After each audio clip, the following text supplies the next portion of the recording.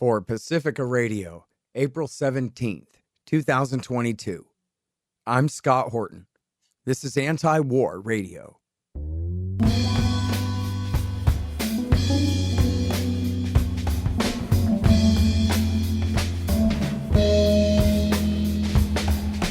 All right, y'all, welcome to the show. It is Anti-War Radio. I'm your host, Scott Horton. I'm the editorial director of Antiwar.com and author of the book, Enough Already, Time to End the War on Terrorism. You can find my full interview archive, more than 5,600, almost 700 of them now, going back to 2003, 19 years ago, this month actually, at scotthorton.org, and you can also find the entire archive at youtube.com/Scott Horton Show. All right, guys, now this interview actually runs a little bit short, but I've decided to go ahead and run it anyway because it's such an important one. It's Nasser Arrabyee, a journalist from Sanaa, Yemen.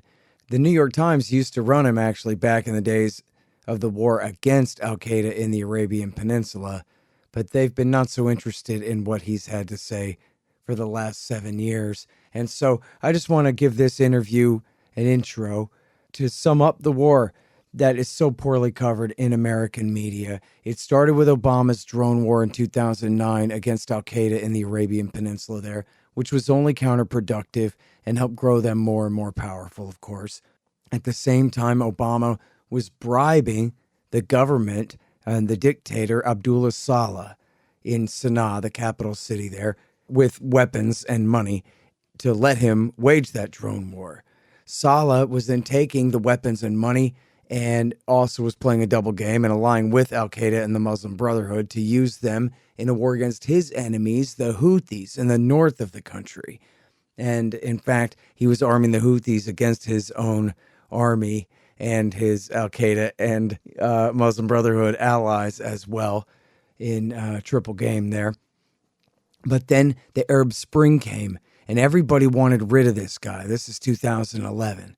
And after an assassination attempt, when he was in the hospital in Saudi, the Saudis and Hillary Clinton, the Secretary of State, arranged essentially a coup. And instead of letting the Yemeni people figure out how to proceed, they forced him out and installed his vice president in power in a bogus election with one man on the ballot. You can even see it at NPR News. They admitted it there. And he stayed in power and refused to hold new elections and, like his predecessor, launched a war against the Houthis. And not only did it backfire against him, but it turns out the previous dictator, Saleh, had gone away mad and taken about 2/3 of the army with him. And so he had allied with his old enemies, the Houthis, and they now then, at the end of 2014, marched on the capital of Sanaa and conquered it. Now, at that time, our current Secretary of Defense, Lloyd Austin, was the commander of Central Command, and he was passing intelligence to the Houthis to use to kill Al-Qaeda in the Arabian Peninsula. And that was reported in the Wall Street Journal in January 2015. Just 2 months later, he stabbed the Houthis in the back and took Al-Qaeda's side against them. That is the Saudi UAE Al-Qaeda coalition against the Houthis. Back this whole time through the last 2 years of Obama, 4 years of Trump, and now into more than a year of Joe Biden, have backed the Saudis in the UAE and Al-Qaeda in the Arabian Peninsula in their war against the Houthis. Hundreds of thousands of people have been killed. It's the worst humanitarian crisis in the world. But now this interview is actually about the good news. It looks like the war just might be coming to an end. All right, you guys, on the line again, I've got Nasser Arrabyee, our friend, the journalist from Sanaa, Yemen. Used to write for the New York Times back before America switched sides in the war over there. Welcome back to the show, Nasser. How are you doing? Thank you very much. I'm very happy. Thank you for having me. Great to have you on again. And, you know, we've been talking for 7 years, I think, from the very beginning of the war, maybe right before, I think right after the war broke out was when we first started talking. And from this side, anyway, the news is sounding pretty good, like we have a ceasefire. What does it look like from your point of view? Well, ceasefire looks like, let me say, completely different from the previous ones, because it's comprehensive. It's agreed upon by all parties, by Houthi, by Saudi Arabia, by Emirates, by all the groups here, by the Saudi-backed government, everyone. And it's the ceasefire, it's the attacks on Saudi Arabia, it's the blockade also is lifted, and the roads inside Yemen that were also blocked are open, or they are doing to open them. So it's what I can say now is it's completely different from the previous ones in terms of the time, the duration. It's 2 months, and in terms of the parties involved in this truce. Nasser, did I just hear you right? Did you just say that the blockade is lifted? Yes, it is. The ships have been allowed in, about 3, and there are now about 20 who are now, which are also allowed in, and the fuel, the food, the commercial things.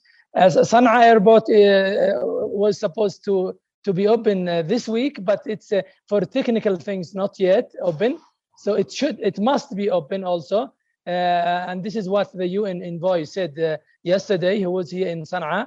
And so these are the new things. Sanaa airport, Hudaydah boats, and almost everything that Houthi wanted to have, like the blockade, and I mean the sea boats and the air boats, and they are okay. Sea boats, as I told you, are open now, but the airports of Sanaa is not yet because of technical things, as they said, because they need to do some things, I don't know, for the Yemeni airline and the other things.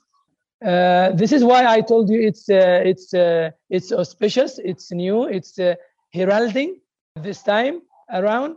So we hope that this, as I told you, this will lead to a permanent and lasting peaceful solution and ending of the war.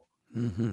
And now that's the real point. When you say that this one it's so much more comprehensive than any of the previous ceasefires that have been arranged and I guess fallen apart very quickly here, you really think this is the first big step toward peace? It is the major step. It is the biggest. It is the major since the war started. Mm-hmm. It's very new, as I told you, very new and completely different for a lot of reasons, of course, including Saudi Arabia, Houthi, and the Emirates and other groups.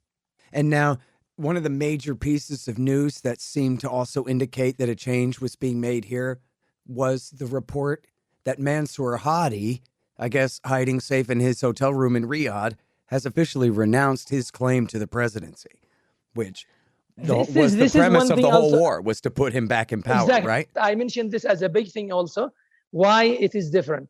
Because Hadi now is not there. Hadi now is gone. His vice president is gone. Hadi was, divisive, and his vice president was divisive. For example, Hadi was disliked by the separatists and by Emirates. Vice president was not liked also by whom? By separatists and by Houthi, because he fought wars against the separatists in the south in 1994, and also against the Houthis in 2004. So these two are gone now, and this means that it's different. It's completely different. Maybe it may lead to a permanent solution and peace in Yemen. Okay, now what about airstrikes in the capital city of Sanaa? There have they? No airstrikes. No airstrikes. No airstrikes at all. No airstrikes at all. No violations to the ceasefire at all, except with some small things, but small things that were not announced as big or as breaking the ceasefire or something like this. No, Amazing. At all. I should also mention something that is very important. That also all these things came after the huge fire that was in the Aramco in Jeddah. That is because of the drones and the missiles that hit the Aramco that was on fire for 24 hours. It's a big thing that was seen by everyone in the world. And this is something that made Saudi Arabia, I think twice how to end this war seriously. I was going to ask you, what was it that really changed on the ground there? Where you mean? Yeah, in other words, yes, what changed in the minds of the Saudi princelings that they decided to go ahead? Yes, exactly. Yemen, yes. And now, so what about the, can you tell me sort of the battlefield score around Marib? Because I believe that, and I'm sorry, because it's been a little while since we talked, but I think since we've talked, the Houthis had to withdraw from Marib, right? Yes, not to withdraw, but he stopped from it. He's where he was. Now Houthi is where he was in Marib. He's surrounding the city. They are surrounding the city, but they were not allowed to go in. But now the only concern,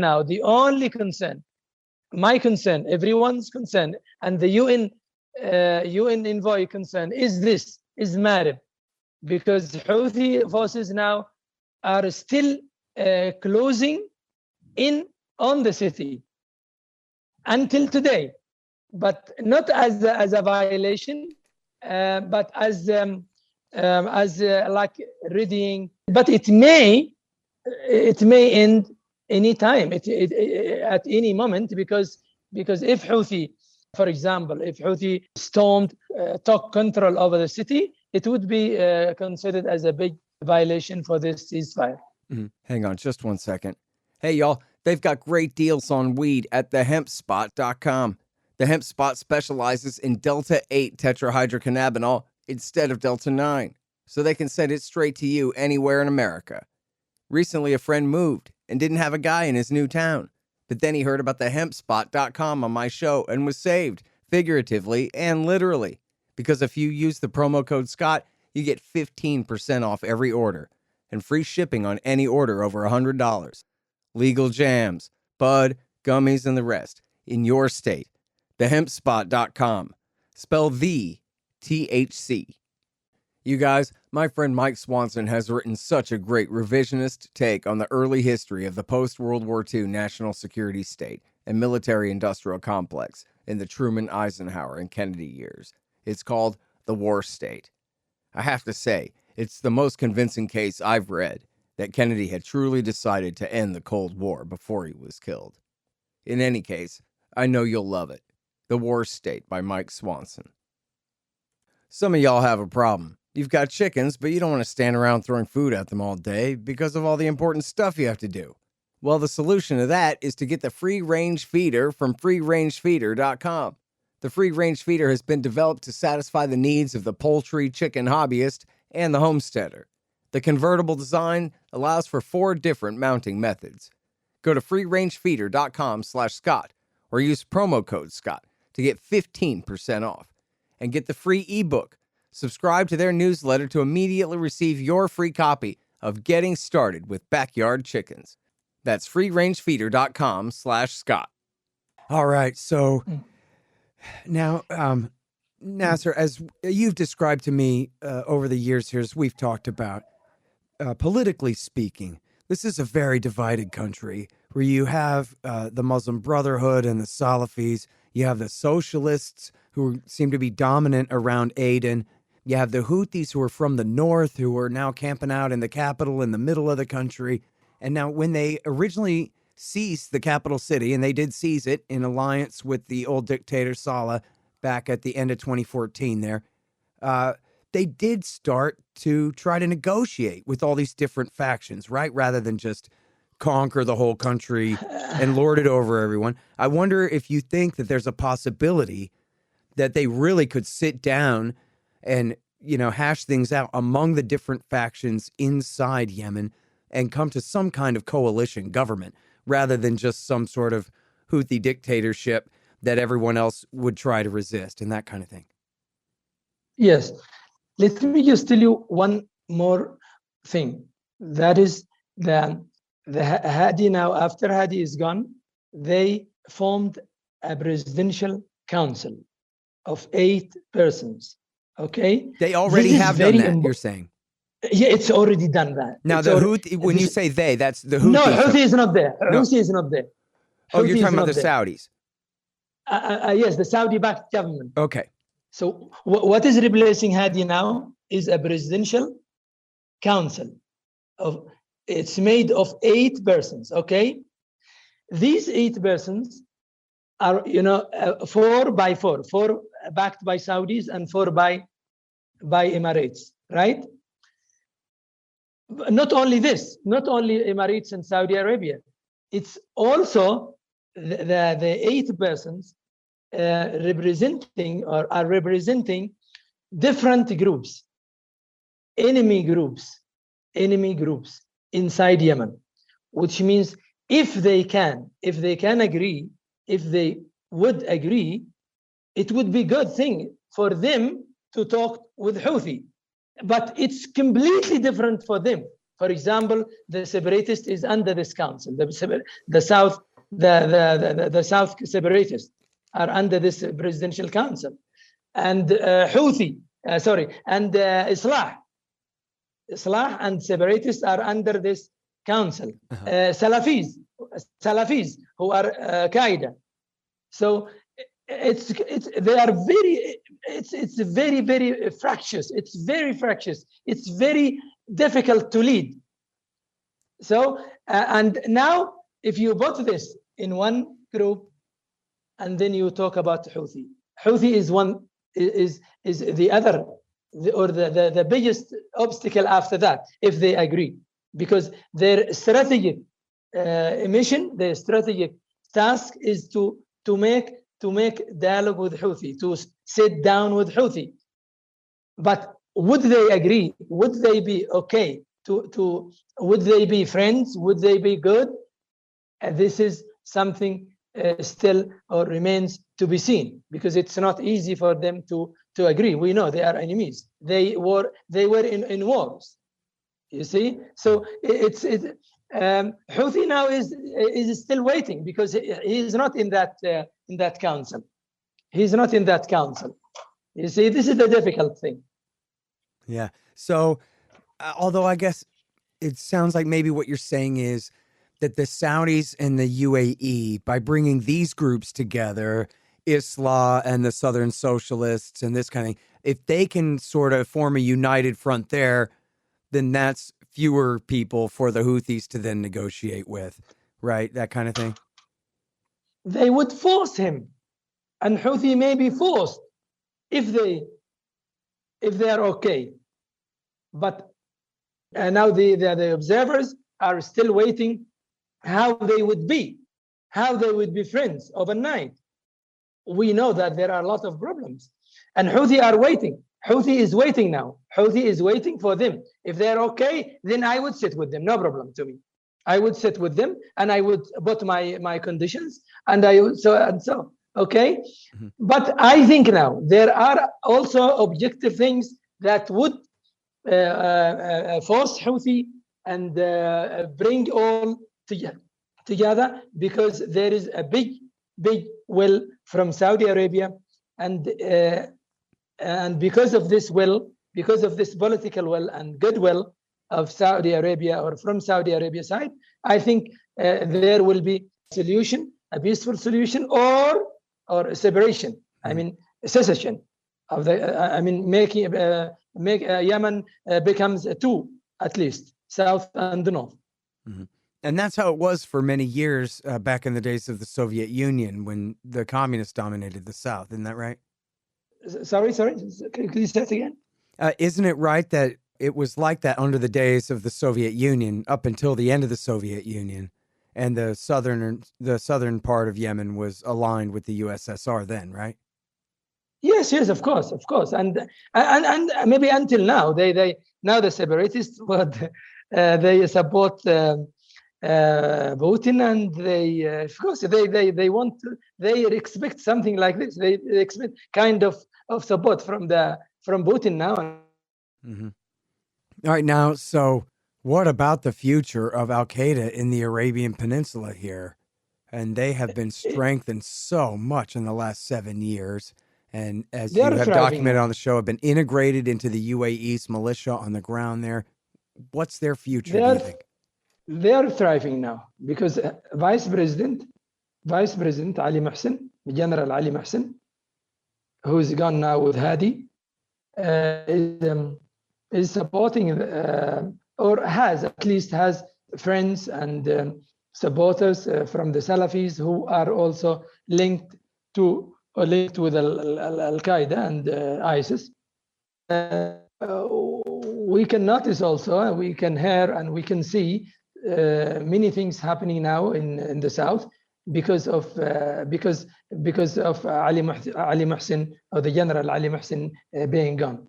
So we think, or the observers also notice that Al Qaeda and ISIS will be active and will be stronger to make a kind of balance between south and north, and to also to pressure Houthis, because Qaeda is the enemy of Al Qaeda is Houthi, and they want to pressure Houthi by using Al Qaeda, unfortunately, and this is what is expected to be happening in the future. Now, even though the UAE has a relationship with the Aden socialist separatists and also with AQ, they must be enemies of each other, right? UAE is the proxy of UAE is Salafis, the giant, the so-called the giant brigades. These giant brigades are Salafis, are Qaeda and ISIS sympathizers, at least. Let me say sympathizers. And these are being paid by UAE. The salaries are coming from UAE, the salaries of all these forces. And these forces are, in a way or another, they have something to do with Al Qaeda and ISIS, and they can do whatever they want. They can pressure whoever they want at any time, just by gesture from UAE. And now, but the UAE has their relationship with the Aden separatists too, right? Yes, Aden separatists are made by UAE, of course, and they are the proxy. They are the proxy of of UAE also. Right. So that's what I'm kind of getting to. UAE has three proxies. Let me tell you, three proxies who are enemies to each other: the separatists and the separatists and the Saleh supporters, the Saleh nephew and his people and his forces, and the Salafis, the giant. What was the group you mentioned in the middle there, Nasser? Saleh supporters, Saleh forces, the former one. I guess, yeah. So what I'm getting to is I'm interested in what's going to happen if the war ends and the UAE leaves, and then you have this balance of power to be settled between the separatists and the Al Qaeda guys, I guess, are the big worry. And also from an American point of view, I'm worried that we're going to have the war on AQ is going to start again and going to last forever. Exactly, it is. The chairman of the council now has nothing to do. He has no sway. He has no influence on the groups, on the militias on the ground. He is just a man. He's a man. He can't do anything. He can't order anyone. Okay, so the people, the separatists, are not under him. The separatists, the so-called CT, the Southern Transitional Council, CT, and the giants, the Salafis, and the Saleh forces. So they are, in addition to the Hadi forces, which are Islah. So no one is under him. No force is under him. No military force is under this chairman of the Presidential Council. So this is why it's very fragile, and it could be exploded at any time. Yeah, man. Now, so back to the so-called, ceasefire here between the Houthis and the Saudis. You said kind of at the beginning here that all sides had agreed to it, signed on to it, but all sides is a lot of sides. So can you be a little bit more specific there about, it was the UN announced it. Were they the ones who negotiated the deal? Was the U.S. involved? And what all Yemeni factions were involved in signing on to this ceasefire? I told you, yes. I told you they all agreed, but they all disagreed, I could say. I can say this. And who do you mean by all? They all agreed on the Okay, the Houthi, Saudi Arabia, UAE, and their proxies. They're different proxies. Okay. The separatists, the Islah, and the military, the giants, the giants brigade. When we say giants brigade here, it is the Salafis, people or militias linked with Al-Qaeda and ISIS. So you can just see these things. Mm-hmm. Different things, different groups, enemies, fractious, very fractious.